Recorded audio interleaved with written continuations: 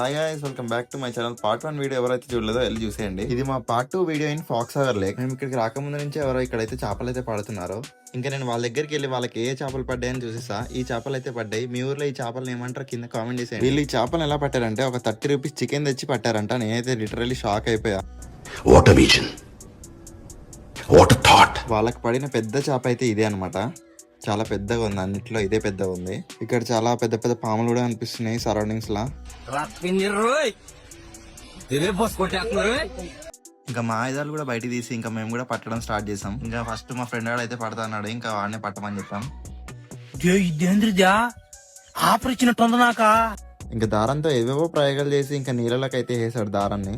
ఇంకా నీళ్ళలోకి వేసి హాఫ్ అన్ అవర్ అయింది, కానీ ఒక్క చేప కూడా పడతలేదు.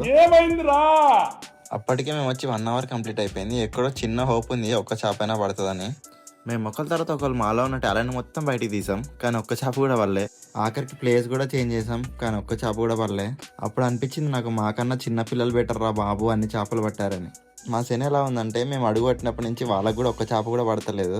మీరు ఎప్పుడైనా ఇలా ఫ్రెండ్స్ తో చేపల వేటకి వెళ్ళారా? వెళ్తే కింద కామెంట్ చేసేయండి. మళ్ళీ ఇంకో మంచి వీడియోతో మీ ముందుకు వచ్చేస్తాం. అంతవరకు బాయ్ బాయ్.